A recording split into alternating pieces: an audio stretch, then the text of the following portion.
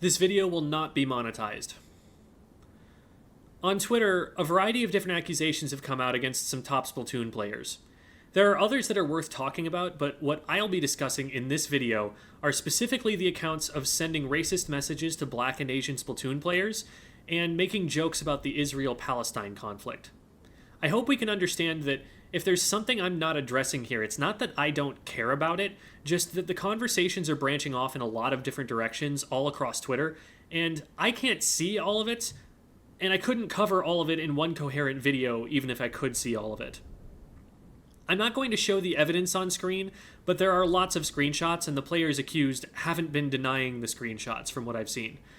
There have been claims that the screenshots are old and don't reflect the players' values anymore, but there are also some newer screenshots that call that into question in some cases, and I'm not here to individually investigate every case.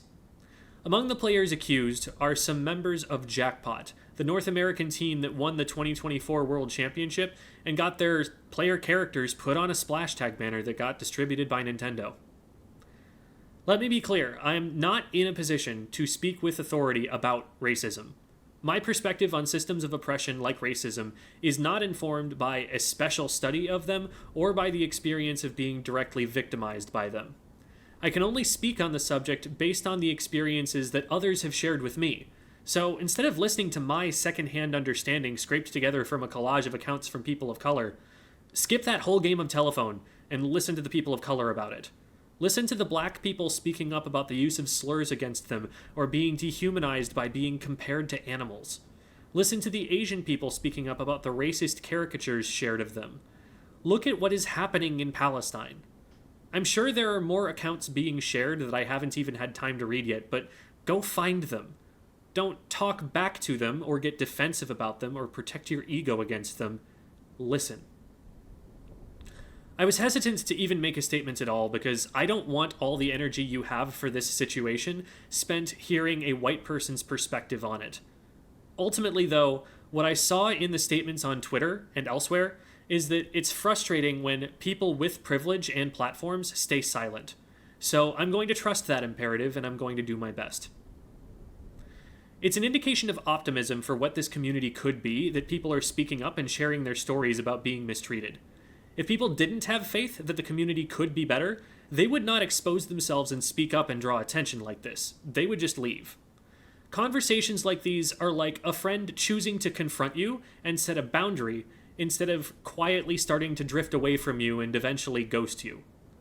The people sharing their experiences here want to stay and want the community to be more welcoming to them, but they're being driven away.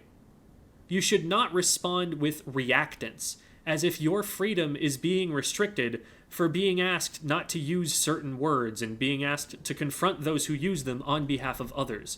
You should respond by listening and trying to empathize and change your behavior, because it is in your best interest not to drive away potential new friends to play your favorite game with, and not to be hurting the friends that you already have. What I've generally been hearing in the past couple days from people who have spoken up is that we currently have a problem in the community with racist remarks going unaddressed. People will feel too comfortable saying racist things, whether they're intended as jokes or not, and it's driving people away from the community that they're saying them. People of color in the community deserve respect. Because I just said that, there may be some people who want to jump in and say all people deserve respect, and that is an unacceptable response. I have never been called a racial slur by anyone in real life or online, ever. This is a problem that specifically affects people of color. Yes, obviously everyone deserves respect, but the reason we're saying what we're saying right now is that some people are getting that respect and others aren't. This knee-jerk response of all lives matter is fundamentally based on the premise that the disrespect is currently targeted equally at everyone, and that's objectively untrue. It's specifically people of color that are being mistreated more than others.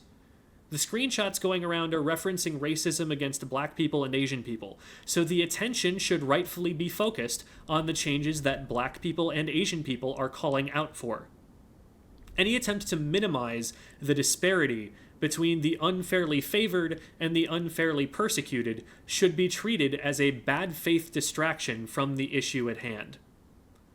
It's not my place to tell people of color how upset they should be, or how they should react to the behavior of these players, or what consequences the accused players should face exactly. I'm in no position whatsoever to make any suggestions on that front. I don't know the accused players very well myself.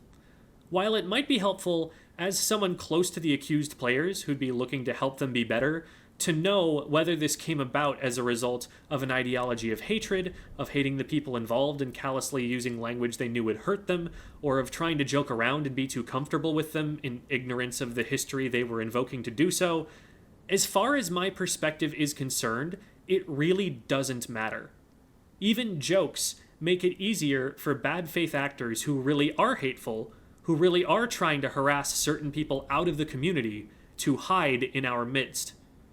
They say things that ultimately have the effect of making the space more hostile to black people, and that's unacceptable.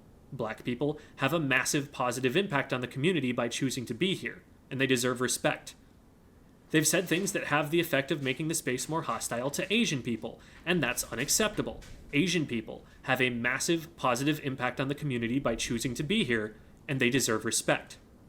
There are probably other experiences that have been shared in the last few days about racism, and all of them deserve to be listened to and treated with respect.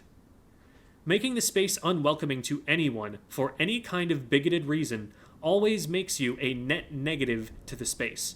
We do not need anyone who exhibits that behavior, and they are not entitled to be a part of the community for this silly Squid video game, not even if they're really good at it. This isn't to say whether I do or don't support bans for these players. Like I said, that's not my decision to make. I mean only to say that a player's individual contributions to the scene cannot justify, excuse, or outweigh this kind of harm. Many comparisons have been made to what the Smash community went through with its July of 2020 allegations of sexual misconduct. Something it's important to realize about that event, and hopefully this one as well, is that the press will be negative, but the fact that this is coming to light, and people are hopefully being held accountable in a way they haven't before, is a very good thing. I believe that there are people who will do terrible things in every community, in every corner of society, and that the quality of a community is not measured by whether it has those people, but how it deals with them. The fact that, in the past, this behavior was allowed to continue is shameful. But the fact that in this moment, people feel safe to come forward and call it out, and that the community is choosing not to accept it, shows progress. In this moment, we are conscious, aware that something is wrong, more open-minded to change than we have been in the past. And I hope it will cause a massive shift in the community's handling of this kind of behavior in the future. I will suggest one thing. There will be plenty of valid expressions of anger and frustration as a result of these players' behavior. There will also, I fear, be people who see these valid expressions and feel justified in participating in pillory, public shaming, public humiliation, not as a means of correcting anyone's behavior or making the community safe, not as a means of mitigating harm, but as a means of entertainment, or a way to attract attention, or to lash out at someone else and feel justified for doing so. It is not for me to decide which of these expressions is which, nor is it for you, except in the one case that you have control over, yourself. If you're going to weigh in on this, seriously reflect on whether your words are coming from a place of genuine allyship or victimhood, whether it's something based on principles you believe in, or whether it's a performative behavior indulging something less noble in your subconscious mind. This is not a time to speak hastily from ignorance, nor a time to create more chaos and mess on Twitter. There is never a time for harassment on this or any basis. This is a time to learn, a time to speak frankly and listen to each other, and a time for the community to heal.